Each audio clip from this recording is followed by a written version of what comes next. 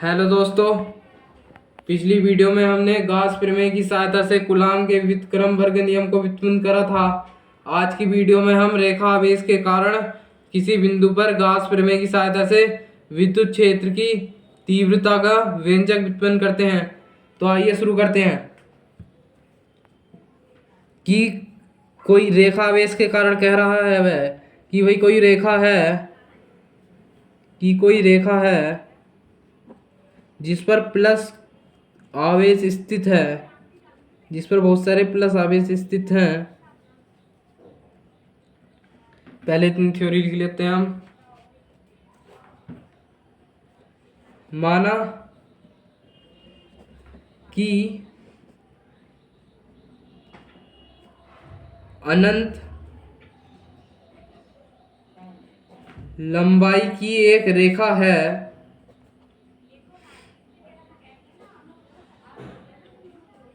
जिस पर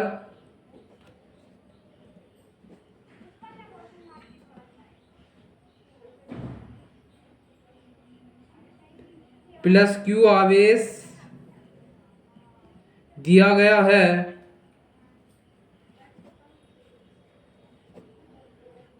यह अनंत लंबाई की एक रेखा है, इस पर प्लस क्यू आवेश दिया गया है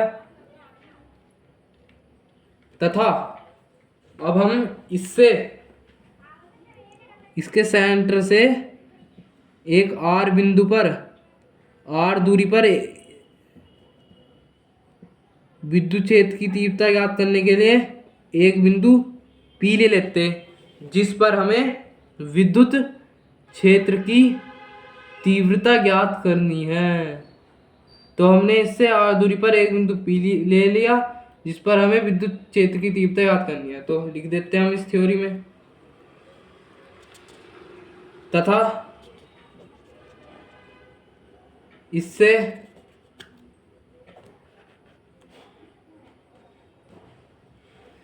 आर दूरी पर एक बिंदु P स्थित है जिस पर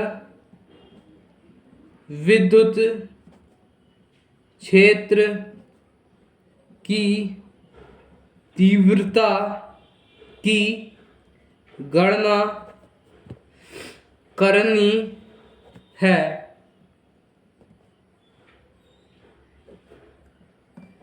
इसके लिए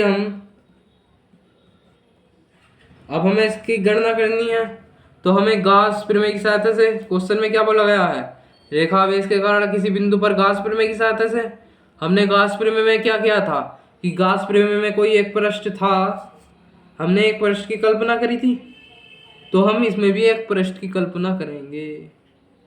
तो यहाँ पृष्ठ की कल्पना तो हम कर नहीं सकते, तो पृष्ठ के बदले हम बेलन की कल्पना कर देते हैं, और जो हमारा बेलन है वही हमारी गॉसियन पृष्ठ की भांति व्यवहार करेगा। तो हम इस पर एक बेलन की कल्पना करते हैं। ये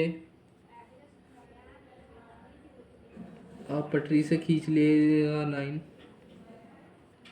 इस पर हम एक बेलन की कल्पना कर देते हैं। ये बिंदु P है, इसके बिल्कुल बेलन से गुजरना चाहिए ये बिंदु P। हमने एक बेलन की रचना कर दी, तो लिख लेते हैं अब हम इसकी थ्योरी नीचे। इसके लिए एक बेलन की रचना करी, त्रिज्या L लंबाई के, इसके लिए R त्रिज्या कि भाई इसकी त्रिज्या जो है R है तथा इसकी लंबाई L है। R त्रिज्या तथा L लंबाई के एक बेलन की रचना करते हैं, तथा L लंबाई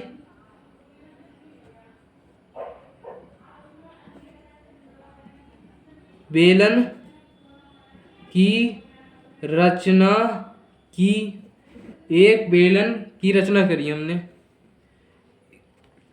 जो गॉसियन, यह क्या है, जो गॉसियन पृष्ठ तो है, जो गॉसियन पृष्ठ की भांति व्यवहार करता है तो तब इस पृष्ठ से गुजरने वाला वैद्युत फ्लक्स क्या होगा? फाई इज इक्वल टू, अब हम इसे नाम दे देते हैं। चित्र में देखिएगा कि भाई कोई यहाँ इसे नाम देते हैं S1, इधर इसे नाम देते हैं S2, इसे नाम देते हैं S3, S1 S2 S3 नाम दे दिया हमने। अब हम करेंगे फाई बराबर ई S1 कोस थीटा। आपने इसका सूत्र पढ़ा है, ES1 कोस थीटा प्लस के ES2 कोस थीटा प्लस के ES3 कोस थीटा। क्या विद्युत प्लस का क्या सूत्र होता है हमारा? फाई बराबर ES कोस थीटा। तो हमने इसे S1 S2 S3 मान लिया। तो अब क्या हो गया हमारा सूत्र? ES1 कोस थीटा प्लस के ES2 कोस थीटा प्लस के ES3 कोस थीटा। ये तीनों मिलकर हमारे ES कोस थीटा बन गया। तो अब हम यहाँ थीटा की एक दिक्कत आती है कि थीटा की जगह क्या रखें हम? ये थीटा जो है तो हम इसकी जगह रखेंगे, ठीक, थीटा की जगह S1 मानना हमने इसे, तो S1 की जगह रखेंगे हम 90 डिग्री। क्यों? क्योंकि यह देखो ऊपर की तरफ जा रहा है, यह ऊपर की तरफ जा रहा है, तो यह 90 डिग्री का कोण बना रहा है। देखना आप, यह 90 डिग्री का और यह भी 90 डिग्री का कोण बना रहा है। लेकिन यह जो है S2, यह 90 डिग्री का कोण नहीं बना रहा, क्योंकि यह बिल्कुल सीधा जा रहा है। जो विद्युत बल रेखाएं हैं वह एक दूसरे के समांतर हो रही हैं इधर, तो हमारा S2 जो है वह 0 हो जाएगा, S1 व S3 90 डिग्री हो जाएगा। अब देखिएगा, अब जब सोल्व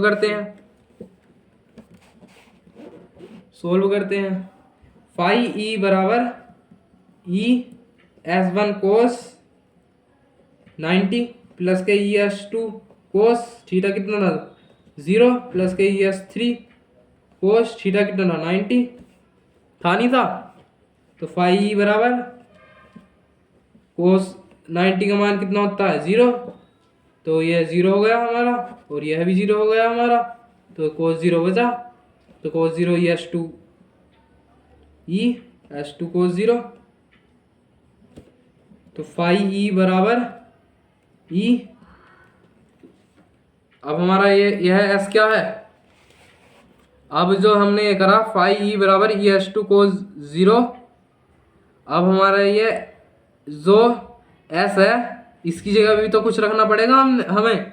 पिछली वीडियो में भी हमने S की जगह कुछ ना कुछ रखा था, तो इस वीडियो में हम देखते हैं कि भाई जो हमारा S है उसकी जगह अगर हम वेलन का वक्र पृष्ठ रख देते, हम S की जगह रख देते हैं वेलन का वक्र पृष्ठ।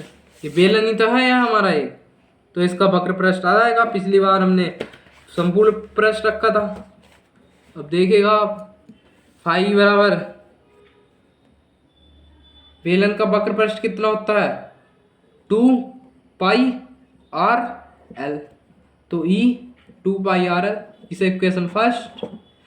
अब आप एक चीज देखिएगा, जब हमें गॉसियन पृष्ठ की सहायता से यह व्यंजक ज्ञात करना है, तो हमने गॉसियन पृष्ठ तो सिद्ध कर रखी है, फाई बराबर q अपॉन एप्सिलॉन नॉट।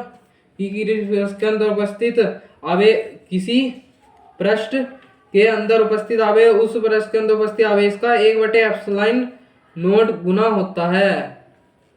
कि भाई किसी बंद पृष्ठ से गुजरने वाला संपूर्ण विद्युत प्रवाह उस पृष्ठ के अंदर उपस्थित आवेश का 1/एप्सिलॉन नॉट गुना होता है। ये हमारी विद्युत फ्लक्स की परिभाषा। तो हम फाई बराबर समीकरण 2 मान लेते हैं, समीकरण 1 और 2 से। तो समीकरण 1 क्या थी हमारी? समीकरण 1 थी E2πrl। देखिएगा आप, समीकरण 1 ये थी हमारी E2πrl।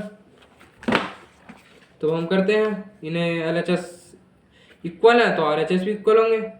E 2πrl Q upon epsilon naught E बराबर Q upon 2πRL epsilon note. यही हमारे विद्युत क्षेत्र की तीव्रता का व्यंजक हो गया।